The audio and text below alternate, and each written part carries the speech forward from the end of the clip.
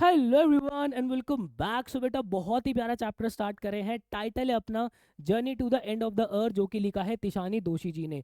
हर बार की तरह यही टाइटल क्यों अप्रोप्रिएट है, क्या कोई और टाइटल हो सकता है या नहीं हो सकता, वो सारा जिक्र चैप्टर के एंड में हम करने वाले हैं। बिना समय वेस्ट के हमारी जो ऑथर है तिशानी दोशी जी, इनके बारे में जान लेते हैं।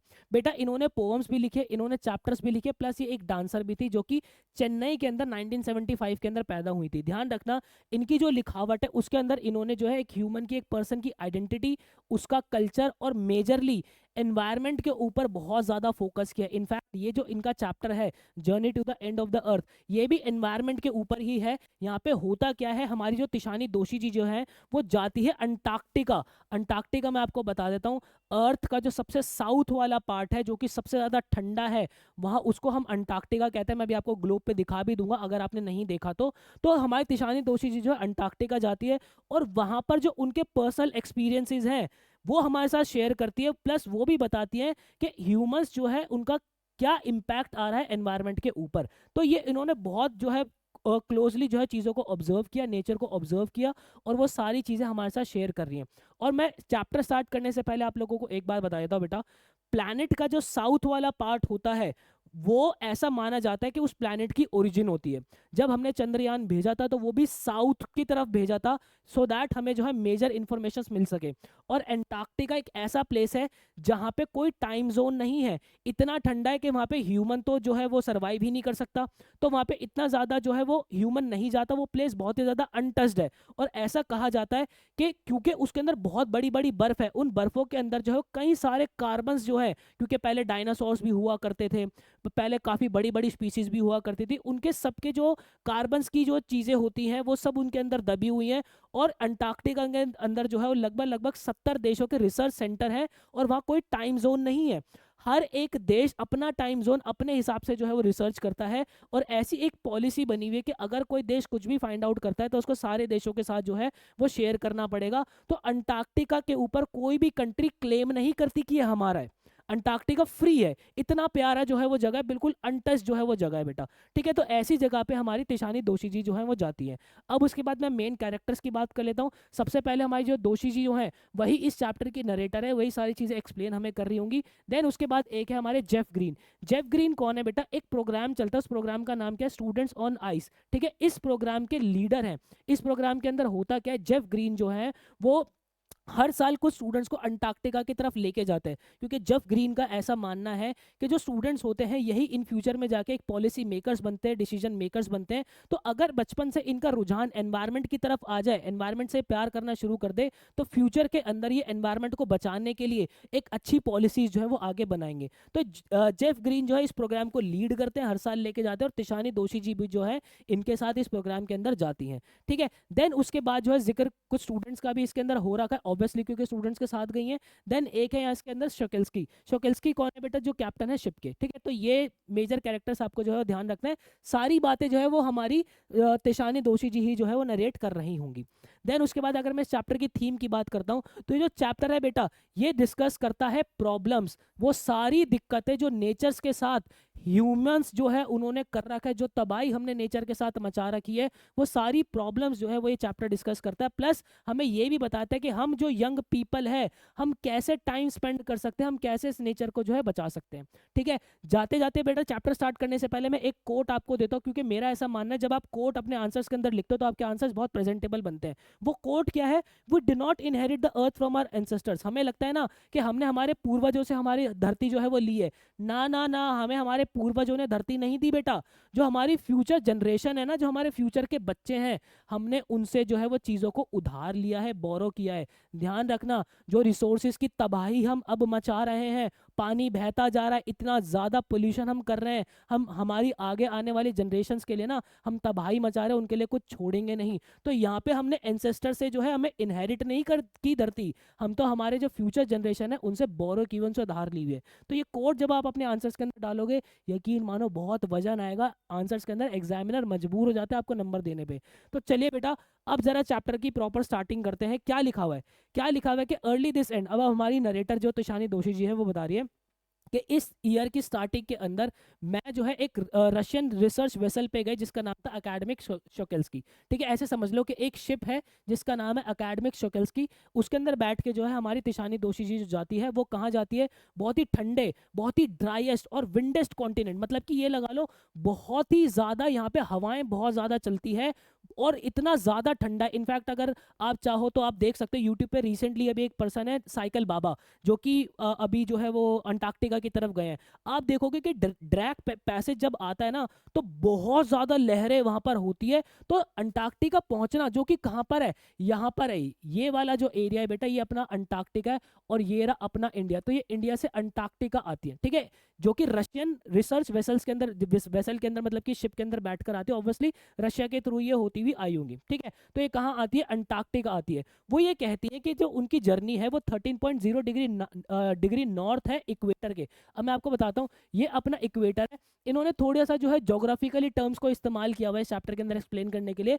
वो डायरेक्ट ये भी बता सकती थी कि मेरी जर्नी जो है मद्रास से स्टार्ट हुई, लेकिन उन्होंने जब बस ये बोला कि इक्वेटर से जो है वो 13.09 जो है वो नॉर्थ की तरफ से उनकी जर्नी स्टार्ट हुई, मतलब कि वो कहना चाह रही कि मद्रास से स्टार्ट हुई। भाई उनका अपना अपना अंदाज है सबका लिखने का, उन्होंने बस ये लिख दिया, वो डायरेक्ट मद्रास भी लिख सकती थी। अब वो ये बताती है कि मद्रास से जब वो अंटार्कटिका आई तो उन्होंने लगभग कितने 9 टाइम जोन्स जो है वो पार किए, मतलब कि हर कंट्री के अलग अलग टाइम जोन्स होते हैं, तो ऐसे उन्होंने 9 टाइम जोन्स पार किए, 6 चेक पॉइंट जो है उन्होंने पार किए और 3 बॉडीज ऑफ वाटर उन्होंने जो है वो पार की। देखो नदी एक वाटर बॉडी है, सी एक वाटर बॉडी है, तो ऐसे करके उन्होंने 3 वाटर बॉडीज जो है वो पार की है बेटा।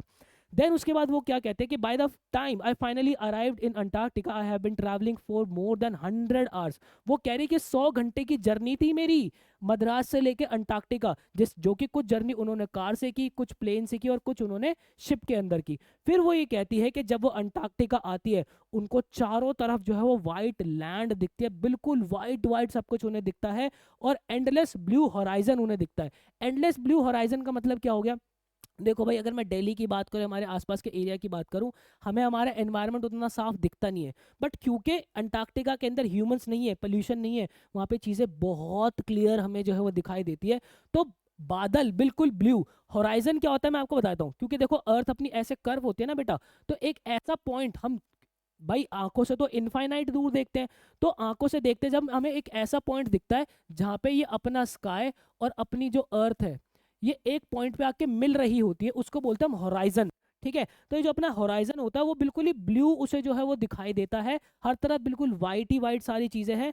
और उसके बाद ये कहते हैं कि और ये उसको एक बात फील होती है कि इंडिया और अंटार्कटिका एक टाइम पे सेम पार्ट ऑफ लैंड थे। मतलब कि ये बात मैं आज आपको सिखाऊंगा बेटा, इंडिया जो है एक टाइम पे अंटार्कटिका का हिस्सा था। अगर आपने ज्योग्राफी थोड़ी सी नहीं पढ़ी, देखो अंटार्कटिका ये रहा अपना, आज करंटली की बात कर रहा हूँ, इंडिया अपना ये रहा और एक टाइम पे ये एक ही हिस्सा हुआ करता था क्या, मैं आपको बता देता हूँ बेटा। लगभग 650 मिलियन साल पहले की अगर मैं बात करूं तो ये जितने भी आज अगर आप ये मैप देख रहे हो ये कुछ इस तरीके से है, ये सब ना सिमटा हुआ था एक ही जगह पर। ये सब कुछ चीजें जो है वो सिमटी हुई थी एक ही जगह पर, जिसको हम क्या कहते थे, गोंडवाना कहते थे। क्या कहते थे बेटा, यहाँ पर इसको गोंडवाना कहा करते थे और इसको एक सदर्न सुपर कॉन्टिनेंट हम कहा करते थे। तो उसके बाद क्या होता, क्योंकि भाई धरती पे जो है मेटेरॉइड्स गिर रहे हैं, कुछ जो है अर्थक्वेक्स वगैरह आते हैं, तो धरती जो है वो इधर जो है वो जाना शुरू करती है। तो अगर आप देखोगे तो यहाँ पे ये पूरा हिस्सा ये रहा, फिर ये अंटार्कटिका ये रहा, तो ये जो हिस्सा था ये हिस्सा जो है अंटार्कटिका से, देखो ये पूरा हिस्सा जो है अंटार्कटिका से निकल के पहले इसमें जुड़ा हुआ है, ठीक है, फिर यहाँ से धीरे धीरे निकल के जो है अलग होना शुरू हुआ और अलग होने के बाद ये धम्म से जाके यहाँ पे एशिया के अंदर आके भिड़ा और भिड़ते अपना क्या बन गया, यहाँ पे ये इंडिया अपना निर्माण हो गया। तो पहले इंडिया और अंटार्कटिका एक ही हुआ करता था, ये बात आपको समझनी पड़ेगी।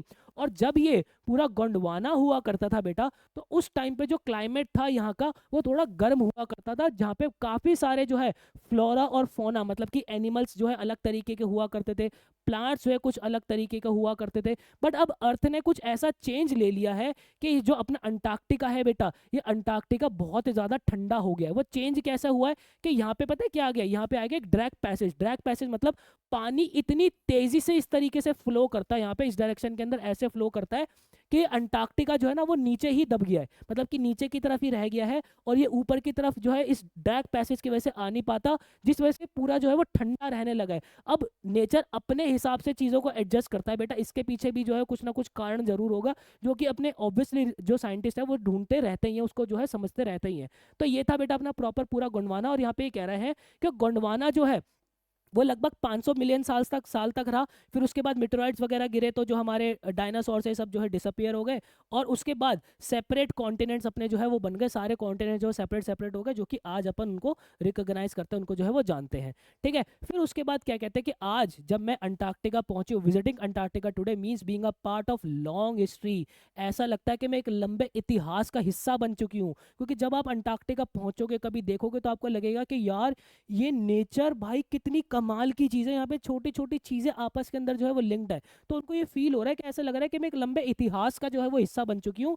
We where we came from and where we might be going, जहाँ पे आके हमें ये पता चलता है कि हमारी ओरिजिन कहाँ से हुई है, हम कहाँ से आए हैं, और हमारा फ्यूचर कहाँ पे जाएगा। ये क्वेश्चन जो है बहुत ज़्यादा रिपीट होता है कि अंटार्कटिका एक बेस्ट प्लेस क्यों होता है रिसर्च करने के लिए प्रेजेंट, पास्ट और फ्यूचर को, क्योंकि यहाँ पे काफ़ी सारी जो है वो हमें इन्फॉर्मेशन मिलती है बेटा। ठीक है, देन उसके बाद यहाँ पे है क्या, एंशंट माउंटेन्स फोल्ड। यहाँ पे मिलता क्या क्या, देखो मिलता क्या क्या, पुराने जो है माउंटेन फोल्ड्स मिलते हैं, ओल्ड ग्रेनाइट रॉक्स मिलते हैं, देन उसके बाद ओजोन लेयर हमें मिलती है, यहाँ पे कार्बन मिलती है हमें, एवोल्यूशन मिलते हैं हमें, एक्सटिंक्शन का हमें पता चलता है कि हम कैसे इवॉल्व हो रहे हैं, कैसे चीज़ें एक्सटिंक्ट हुई है, वो सारी चीज़ें हमें यहाँ पे पता चलती है। When you think about all changes that can happen over a million years, आपको ये फील होता है कि भाई ये सारे चेंजेस जो है कई सालों के अंदर जो हुए हैं, it is pretty amazing and hard to fully imagine. कहती बहुत अमेजिंग, और ये इमेजिन करना भी जो है बड़ा मुश्किल सा होता है कि यार कितनी प्यारी धरती जो है अपनी है। ठीक है, देन उसके बाद आगे क्या कह रहे हैं, अब वो इमेजिन करवा रही है। Imagine this, India slowly moving north crashing into Asia, India जो है वो स्लोली मूव किया और एशिया के अंदर आके जो क्रैश करके causing the earth to bend and form the Himalaya. जैसे ही वो यहाँ पे आके ये अपना एशिया था, इसके अंदर आके भिड़ा होगा इंडिया अपना, तो इंडिया आके भिड़ा तो पूरा हिमालय जो है वहाँ पे फॉर्म हुआ, दम से आके लगता है ना, तब जाके वो पूरी ऐसे प्लेट्स वगैरह निकलते और अपने हिमालयस वगैरह फॉर्म हो गए। मीन वाइल जो हमारा साउथ अमेरिका है, देखो ये अपना जो साउथ अमेरिका और ये नॉर्थ अमेरिका, साउथ अमेरिका जाके नॉर्थ अमेरिका के अंदर जाके ज्वाइन हो गया, जिससे कि क्या हो, एक ड्रैग पैसेज बना। यहाँ पे अटलांटिक ओशन से लेके पैसिफिक ओशन तक ना एक ड्रैग पैसेज जो पैसेज जो है वो बना है, जिससे कि हुआ क्या है, and creating a cold ocean current.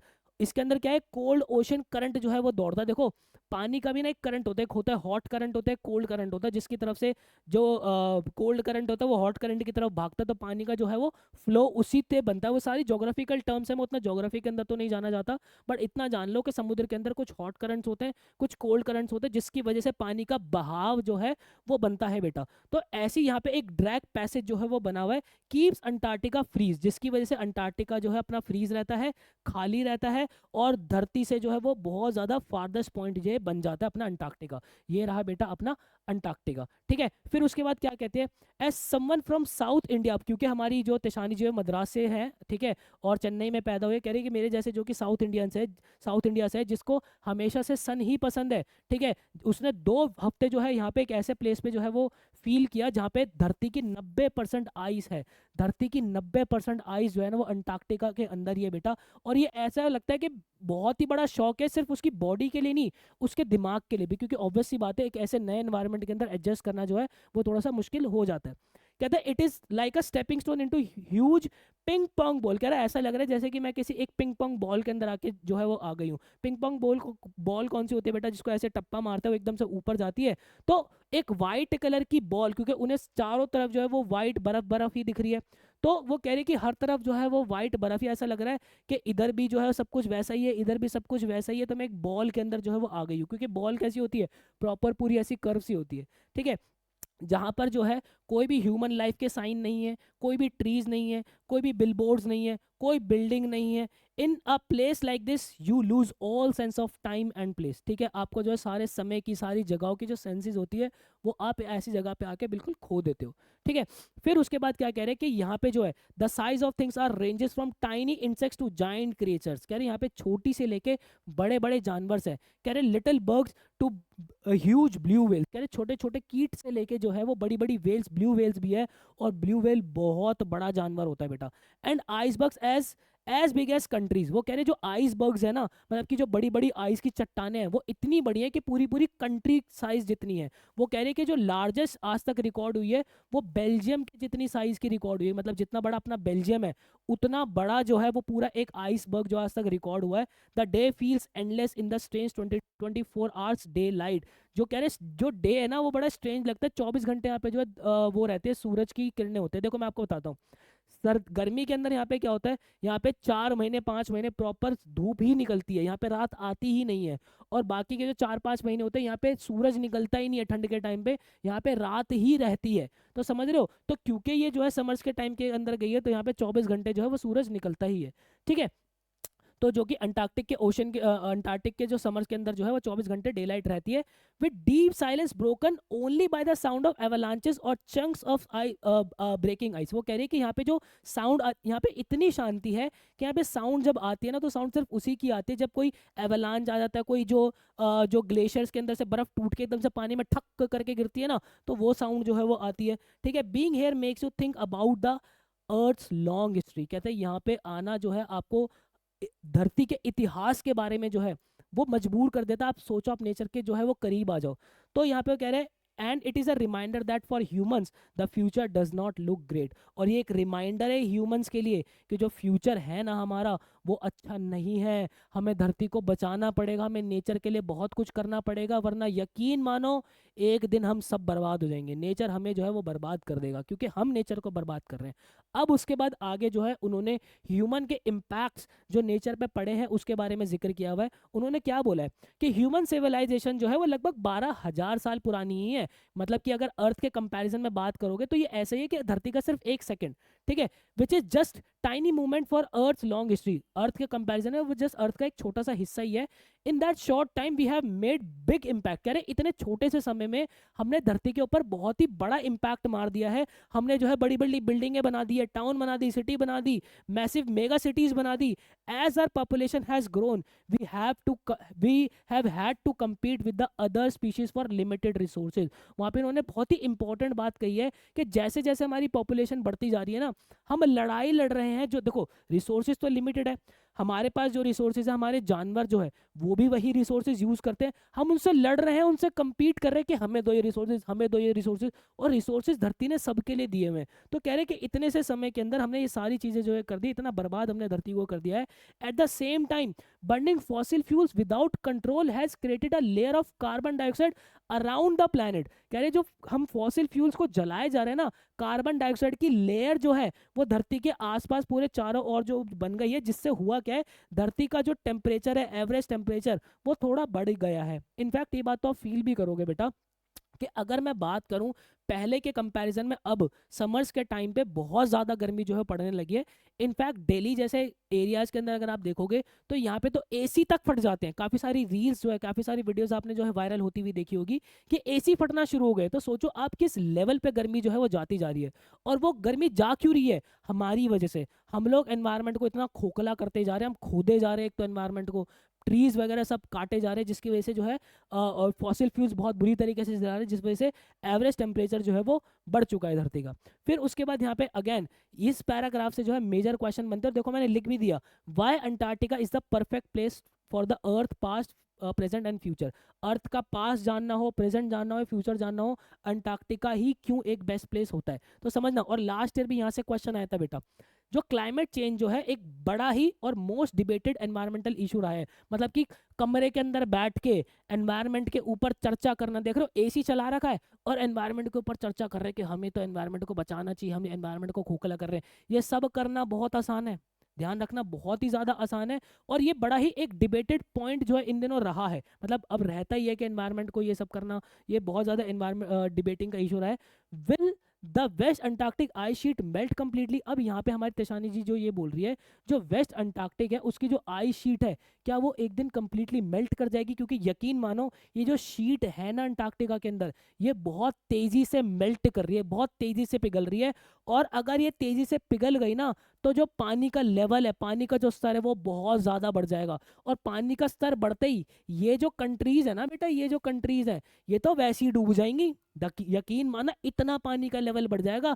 तो अंटार्कटिका को ठंडा रखना, क्योंकि नीचे अंटार्कटिका है अपना, इसको ठंडा रखना भी हमें बहुत ज़्यादा ज़रूरी है। अगर हमने इसको पिघला दिया ना, क्योंकि हो क्या रहा है, एवरेज टेम्परेचर बढ़ रहा है, एवरेज टेम्परेचर बढ़ेगा तो ये शीट पिघलेगी, ये शीट पिघल गई तो ये सब डूबेगा, क्योंकि ड्रैग पैसेज की वजह से पानी का बहाव बहुत तेज चलेगा। अब अगर आप देख रहे हो ना, तो यहाँ पे ये जो हॉट हॉट है ये हॉट करंट्स है, और ब्लू ब्लू वाले आपके जो है कोल्ड करंट्स है। तो इसलिए हमें इसको ठंडा रखना भी बहुत ज़रूरी है। तो हमारी तिशानी जो है वो बोल रही है, क्या जो आइस शीट है वो कंप्लीटली मेल्ट हो जाएगी, क्या जो गल्फ स्ट्रीम ओशन करंट है वो अफेक्ट होगा इससे। गल्फ स्ट्रीम ओशन करंट कौन सा है बेटा, ये वाला, ये जो गल्फ स्ट्रीम ओशन करंट है ना, वो कह रही है क्या ये जो है इससे अफेक्ट हो जाएगा, क्योंकि अगर ये अफेक्ट हो गया, ये कहीं और पानी का बहाव बह गया, तो नॉर्थ अमेरिका, ये जो अफ्रीका, सबको जो है इम्पैक्ट इस पे आएगा। कह रही है कि क्या इस करंट पे भी कुछ ना कुछ इफेक्ट पड़ेगा, क्या could it be the end of the world, क्या ये जो है वो धरती का एंड हो जाएगा एज वी नो। कहती है शायद या शायद नहीं। वो कह रही है कि भाई हो भी सकता है, नहीं भी हो सकता, क्योंकि हम एनवायरनमेंट को इतनी बुरी तरीके से छेड़ रहे हैं। एनवायरनमेंट को जो छेड़ेंगे ना, तो यहाँ बदलाव आएगा। यकीन माना धरती जो है अपने आप को बहुत स्थिर करके बैठी हुई है, ठीक है। जिस दिन धरती को आपने ढंग से खोखला कर दिया, धरती के हाथ में कंट्रोल नहीं रहा, तो वो तो अपना रास्ता बनाएगी ना भाई, उसको तो स्थिरता चाहिए होगी। और जब वो स्थिरता लेने आएगी तो तबाही कहाँ मचेगी, हम जो जिस तरीके से हम तबाही मचा रहे हैं ना, वो हम हमारे ऊपर आके जो तबाही मचाएगी फिर, ठीक है। भाई न्यूटन का बिल्कुल clear cut to cut law है, जिंदगी के अंदर हर एंगल पे जाके फिट होता है। To every action there is an equal and opposite reaction. चाहे इंसान के साथ अच्छाई कर लो, आपको अच्छाई रिफ्लेक्ट होकर मिल जाएगी। धरती को खोखला कर दो, धरती आपको खोखला कर देगी। आज नहीं करेगी तो बाद में करेगी, करेगी जरूर। लॉ बिल्कुल कट टू कट क्लियर है, to every action there is an equal and opposite reaction. इस बात को हमेशा ध्यान रखना, ठीक है। आ जाओ बेटा आगे क्या कह रहे हैं, आगे क्या कह रहा है, but one thing that is certain, कह रही एक बात तो तय है, अंटार्कटिका प्लेज अ की रोल इन डिस्कशन। अंटार्कटिका जो है हर बार जो है वो डिस्कशन के अंदर एक अहम रोल निभाता है। Not only this, only place on the earth has never had human population. कह रहे सिर्फ एक ऐसा इकलौता प्लेस है जहाँ पे आज तक कोई ह्यूमन की पॉपुलेशन, क्योंकि ह्यूमन जो है वहाँ पे जी ही नहीं पाते, रह ही नहीं पाते, ठीक है। और वो कह रही है कि जो कि ऑलमोस्ट अनटच्ड है। अब यहाँ पे है क्या, इनकी जो आइस है इसके अंदर कार्बन के रिकॉर्ड्स हैं, ठीक है, फ्रॉम ओवर 5 लाख साल, 5 लाख साल पुराने जो है इसके अंदर इस आइस शीट्स के अंदर कार्बन के रिकॉर्ड्स है। क्योंकि अगर कोई जानवर मरा होगा, कोई दब गया होगा, तो उसके बॉडी के जो कार्बन के रिकॉर्ड्स है वो सब इन आइस शीट्स के अंदर जो है वो रहे हैं।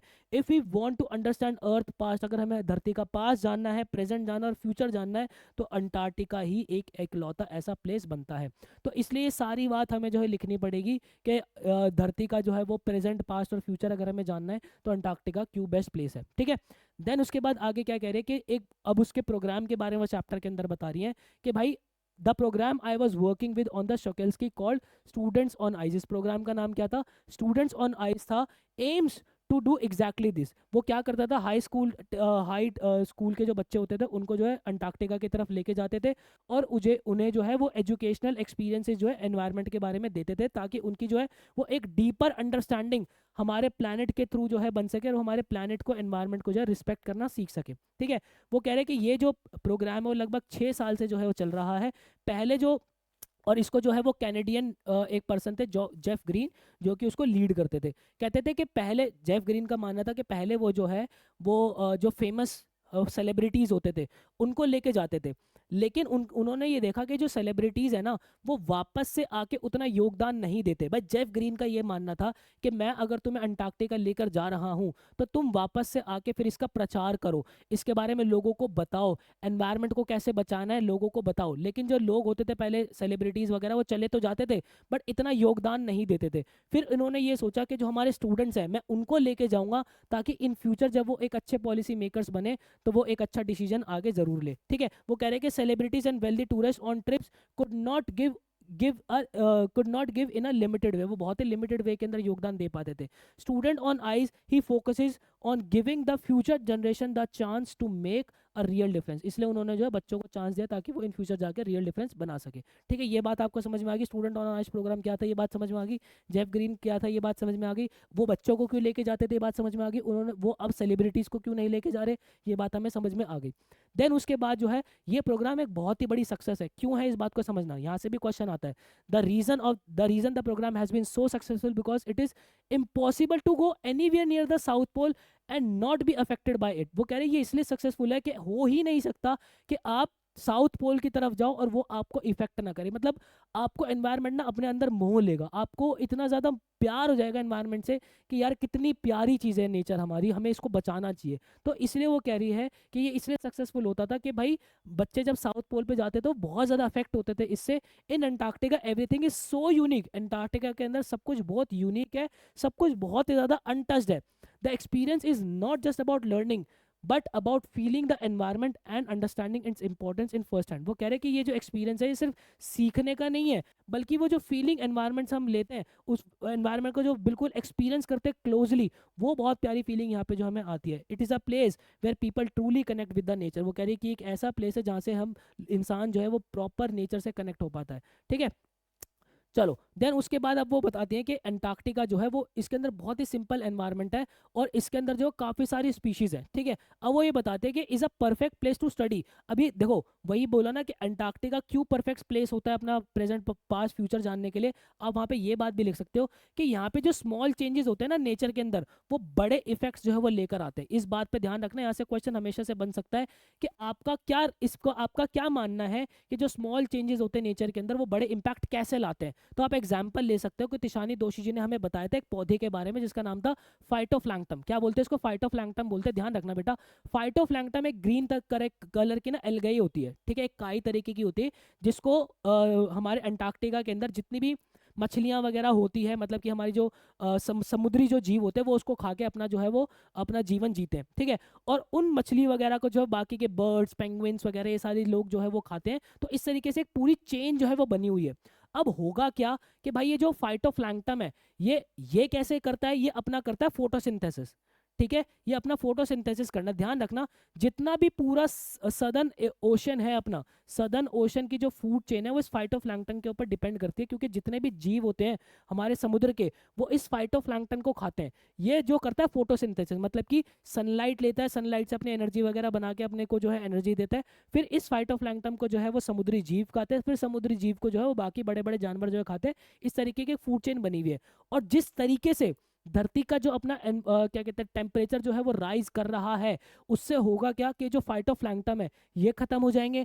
ये खत्म हो गए तो हमारे जो जो जितना भी हमारा सदर्न ओशन का जो फूड चेन है वो डिस्टर्ब होगा। वो डिस्टर्ब हो गया तो भाई सब कुछ जो है धीरे धीरे डिस्टर्ब होना शुरू हो जाएगा। तो वो यही कह रहे हैं कि भाई कि साइंटिस्ट हमें वार्न करते हैं कि जो ओजोन लेयर का डैमेज है ये हार्म करेगा फाइटोप्लैंक्टन को। ठीक है, और जिससे जो पूरी मरीन लाइफ है, पूरा जो बर्ड एरिया है वो पूरा अफेक्ट होगा, as well as the global carbon cycle, जिससे पूरे ग्लोबल की जो कार्बन साइकिल है वो पूरी अफेक्ट होगी। The story of phytoplankton teaches us a big lesson. जो फाइटोप्लैंक्टन की स्टोरी हमें ये सिखाती है कि if we take care of the small things, हम जो छोटी छोटी चीज़ों की अगर केयर करते रहेंगे तो बड़ी चीज़ें जो है वो अपने आप अपनी केयर जो है वो कर लेगी। यही तो बात है। हमें बस हमारा एक ही काम है कि हमें फाइटोप्लैंक्टन को बचाना है। हमें बस ये करना है कि हमें जो है कार्बन को बढ़ने नहीं देना, हमें जो है धरती का टेम्परेचर ज़्यादा बढ़ने नहीं दे रहा। सिर्फ यही हमारा काम है। इतना कर लिया, बाकी की जो चीज़ें हैं वो अपने आप अपना काम कर लेंगी। ठीक है, तो ये चीज़ हमें देखने को मिलती है और यहाँ से क्वेश्चन आपका बन सकता है। ध्यान रखना, मैं इसको हाईलाइट करना चाहूँगा बेटा, इसको मैं हाईलाइट करना चाहूँगा कि अच्छा हाईलाइट तो हो ही नहीं रहा कि इफ़ वी टेक, मैं ध्यान रख देता हूँ, if we take care of, अरे क्या हो रहा है ये पेन। ठीक है, दूसरा कलर का ले लेते हैं कि if we take care of the small things the big things will take care of them. ये बात आपको ध्यान रखनी है। ठीक है, ये बहुत इंपॉर्टेंट बात है।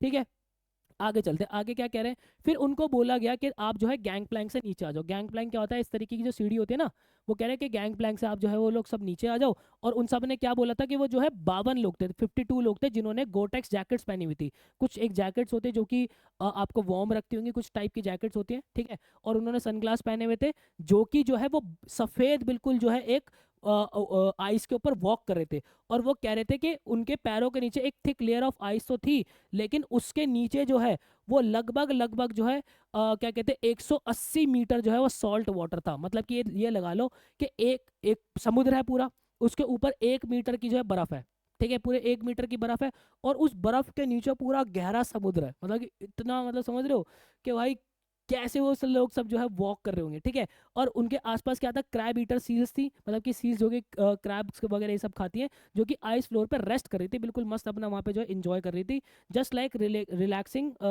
Just like stray dogs relaxing under the shade of the banyan tree. ठीक उसी तरीके से जैसे अपने जो स्ट्रे डॉग्स होते हैं वो रिलैक्स करते हैं, बिल्कुल वैसे ही। कहती है कि it was a eye opener, everything in nature is connected. वो कह रहे हैं कि सब कुछ जो है नेचर के अंदर आपस में बिल्कुल कनेक्टेड है, बिल्कुल आई ओपनर था हमारे लिए। तो यहाँ पे जो है ह्यूमंस जो है वो वहाँ पे चल रहे हैं, आपस में जो है जानवरों को देख रहे हैं, और तो मतलब ये आपस में बहुत ज़्यादा कनेक्टेड जो है उनको फील हुआ। देन उसके बाद अब वो ये कहते हैं कि अब वो वापस से आ रही हैं, कह रहे हैं कि उन्होंने जो है वापस से 9 टाइम जोन्स, 6 चेक पॉइंट्स और 3 वाटर बॉडीज जो है वो उन्होंने क्लियर की, और काफ़ी सारे डिफरेंट एनवायरनमेंट्स उन्होंने जब क्लियर किए तो वो वापस से सोच रही थी कि the balance of the nature on, वो सोच रही थी हमारा नेचर का जो बैलेंस है, कि नेचर ने खुद में जो है कैसा बैलेंस, कितना प्यारा बैलेंस बनाया हुआ है। What would happen if Antarctica would be warm like it once was. वो कह रहे कि क्या होगा अगर अंटार्कटिका वापस से उतना गर्म हो जाए जितना पहले गोंडवाना के टाइम पे था। Would be here to see it, क्या हम जिंदा रहेंगे वो चीज़ें वापस देखने के लिए। अ, और वुड वी बी गॉन, जहाँ हम जा चुके होंगे, ठीक वैसे ही जैसे डायनासोर चले गए, मैमोथ चले गए, और हमारे जो वुली रायंस होते थे वो सब चले गए। कहते किस कौन जानता है। बट आफ्टर स्पेंडिंग 2 वीक्स, 2 हफ्ते बिताने के बाद, with a group of teenagers who still believe they can save the world, ठीक है, 2 हफ्ते बिताने के बाद एक टीनेजर्स के साथ जिनको लगता है कि वो अभी भी जो है वो एनवायरनमेंट को बचा सकते हैं, I realise that a million year is a long time, but even a day can make a big difference. वो कह रहे हैं कि मुझे रियलाइज हुआ कि मिलियन साल तो बहुत बड़ी बात है, एक दिन भी जो है वो एनवायरनमेंट के ऊपर बहुत बड़ा इम्पैक्ट जो है वो डाल सकती है। तो हमारी तिशानी दोषी जी ने हमें इसके अंदर यही सिखाया है कि नेचर की हमें केयर करनी है, ठीक है। इसी के साथ अपना चैप्टर ये अपना समाप्त होता है। मैं आपको मॉरल वैल्यूज समझा देता हूँ। मॉरल वैल्यूज हमने क्या देखी कि हमें जो है नेचर को रिस्पेक्ट करना है और उसको प्रोटेक्ट करना है। दूसरा हमने ये देखा कि human are responsible for environmental damages, जितने भी एनवायरमेंट के अंदर डैमेज हो रहे हैं उसके अंदर ह्यूमन रिस्पॉन्सिबल है, ठीक है। Climate change is a real affect the whole world, climate change जो है वो वो रियल है और वो जो है पूरे वर्ल्ड को अफेक्ट करता है। Education and real experiences create awareness, बिल्कुल सही बात है कि अगर हम किसी चीज़ों के बारे में पढ़ेंगे, रियल एक्सपीरियंस करेंगे, तो हमें जो है वो काफ़ी अवेयरनेस हमें पता चलती है। All life on earth is interconnected, धरती के ऊपर जितनी भी लाइफ है वो सब आपस में इंटरकनेक्टेड है। ये सारी हमें जो है मॉरल वैल्यूज यहाँ से देखने को मिली है। अब यहाँ पे अगर मैं सिंबलिज्म आपको बताऊं तो बेटा अंटार्कटिका जो है वो आपको प्योरिटी सिंबलाइज कर रहा है, साइलेंस सिंबलाइज कर रहा है, and the earth is original, earth की जो ओरिजिनलिटी है वो सिंबलाइज करता है, और वो अनटच्ड फॉर्म जो है वो सिंबलाइज कर रहा है। यहाँ पे आइस और ग्लेशियर्स जो है वो यहाँ पे सिंबलाइज करते हैं, symbol of earth ancient history, ठीक है, अर्थ की जो पुरानी हिस्ट्री इतिहास है उसको सिंबलाइज करते हैं। And the fragile balance of nature, जो नेचर का एकदम फ्रेजाइल बैलेंस है, एक ऐसा बैलेंस कि अगर हमने कुछ दिक्कत कर दी तो बैलेंस बिखर जाएगा, टूट जाएगा, उस बैलेंस को सिंबलाइज करते हैं। देन उसके बाद जो गोंडवाना है वो क्या सिंबलाइज करता है, symbolise of our shared reason and the unity of continent and life, ठीक है, हमारे जो यूनिटी है कि भाई कॉन्टिनेंट सारे जब धरती पे एक साथ थे, इंसान आया, धीरे धीरे धीरे सारी चीज़ें जो है इधर इधर जो है वो अलग होती चलेगी, और इंसानों ने तो आपस में खुद को भी अलग ही कर लिया अब तो, ठीक है। तो गोंडवाना जो है वो अपना यूनिटी ऑफ कॉन्टिनेंट्स को जो है दर्शा रहा है। जो स्टूडेंट्स ऑन आइस प्रोग्राम है वो सिंबलाइज करता है होप को, एक आशा को, एक अवेयरनेस को, और रिस्पॉन्सिबिलिटी को हमारे फ्यूचर जनरेशन के लिए, ठीक है। जो वो वॉक करते हैं ओशन पे, आइस पे, जब वो वॉक करते हैं, जब वो गैंग प्लैंक से नीचे आते हैं, वो क्या दर्शाता है, symbol of interconnectingness of nature and human life, ठीक है, कि ह्यूमन और नेचर जो है आपस में कनेक्टेड है। और रिट्रीटिंग ग्लेशियर्स जो है वो सिंबलाइज करते हैं डेंजर को, खतरा को, जो जो ग्लेशियर्स गिर रहे हैं, पिघल रहे हैं, वो क्या दर्शा रहे हैं, वो खतरे को दर्शा रहे हैं। And reality of climate change, जो कि क्लाइमेट चेंज की रियलिटी को भी दर्शा रहे हैं। तो ये सारे सिंबलिज्म है बेटा। अब उसके बाद अगर मैं टाइटल की बात करूं कि यही टाइटल क्यों अप्रोप्रिएट है, तो इसको समझ लो। Title is appropriate because the author travels to Antarctica, हमारी दिशानी दोषी जी अंटार्कटिका जाते हैं, which is located southern most end of the earth, जो कि अर्थ के जो है बिल्कुल साउथ के पार्ट के अंदर लोकेटेड है। This physical journey helps us understand history of the planet, जिससे जो हमारे दिशानी दोषी जी हैं उनको धरती के इतिहास के बारे में पता चलता है, कॉन्टिनेंट्स कैसे फॉर्म हुए उसके बारे में पता चलता है, और सीरियस जो इफेक्ट्स क्लाइमेट चेंज पे हो रहे हैं वो उनके बारे में उसको पता चलता है। The journey is not only geographical but also intellectual and emotional. जो जर्नी थी उनकी वो सिर्फ जोग्राफिकली नहीं थी, वो एक इमोशनल भी थी और एक इंटेलेक्चुअल भी उनकी थी, मतलब उन्होंने बहुत कुछ सीखा, बहुत ही इमोशनली वो जो है नेचर से कनेक्ट हुई। By visiting this remote and untouched place the author realises how fragile the earth is. उन्हें ये पता चला जब वो एक अनटच जगह पे गई, ऐसे ऐसे जगह पे जो कि बिल्कुल अनटच है, जहाँ पे कोई विजिट नहीं करता, कि हमारी अर्थ जो है कितनी फ्रेजाइल है, कितनी नाजुक है वो, and how human activities are disturbing its balance. और हम जो ह्यूमन की जो एक्टिविटीज है, ह्यूमंस की जो गतिविधियां हैं, वो कैसे इसके बैलेंस को जो है, इसकी स्थिरता को कैसे जो है वो डैमेज कर रही है। Thus the title reflects both actual journey to the end of the earth. जो टाइटल है वो बिल्कुल एक्चुअल जो उनकी जर्नी है, वो जो धरती के बिल्कुल एंड पार्ट पे वो उन्होंने ट्रैवल की, वो उसको दिखा रहा है, रिफ्लेक्ट कर रहा है, and the deeper journey towards the awareness and responsibility. ठीक है, तो इसलिए अपना जो टाइटल है बिल्कुल यहाँ पे अप्रोप्रिएट होता है। इसके अलावा अगर कोई और टाइटल होता है, क्योंकि क्वेश्चन बन जाता है कि आप अगर तिशानी दोषी होते तो इस टाइटल की जगह और क्या टाइटल रखते, तो मेरे अकॉर्डिंग मैं क्या टाइटल रखता, मैं टाइटल रखता lessons from a frozen world. ठीक है, जो ठंडे ठंडे संसार से जो हम एक लेसन सीखते हैं, वो हम इसका टाइटल रख सकते थे। ठीक है, the chapter is not about just travelling to Antarctica. इस चैप्टर ने हमें सिर्फ ये नहीं बताया कि उन्होंने अंटार्कटिका जो है ट्रैवल किया है, उन्होंने जो है हमें इंपॉर्टेंट लेसन्स दिए हैं। वो क्या लेसन्स दिए हैं कि जो धरती का कोल्ड अनटच्ड लैंड है अंटार्कटिका, वो हमें ये सिखाता है, हमें सिखाता है धरती की हिस्ट्री। ठीक है, हमें क्लाइमेट चेंजेस के बारे में सिखाता है, हमें ह्यूमन की रिस्पॉन्सिबिलिटी के बारे में सिखाता है, और हमें एक डेलीगेट बैलेंस दिखाता है नेचर का। इसलिए जो अपना ये है lessons from a frozen world, ये भी एक अप्रोप्रिएट टाइटल इस चैप्टर के लिए बन जाता है। ठीक है जनाब, तो ये था पूरा चैप्टर, मैंने कायदे से पूरे चैप्टर को एक्सप्लेन कर दिया। स्टिल आपको कोई भी डाउट होता है, आप मुझसे यहाँ पे कनेक्ट हो सकते हो। इस चैप्टर के जो नोट्स है वो डिस्क्रिप्शन बॉक्स के अंदर मैंने डाल दिए। और जाते जाते एक हैशटैग बेटा अपने पास ज़रूर रखना, दैट इज़ रियाज ही राज है। क्योंकि जब दुनिया आप लोगों से पूछेगी ना कि अरे इतने अच्छे कॉलेज के अंदर कैसे पहुंच गया, अरे इतना अच्छा तो ज़िंदगी में कैसे कर पा रहा है, तब आप उनको बोलना कि मेरी मेहनत, मतलब कि मेरा रियाज ही राज है। थैंक यू सो मच बच्चों, मिलता है इसी नेक्स्ट वीडियो के अंदर। मुझे दीजिएगा इजाजत, till then bye bye and take care.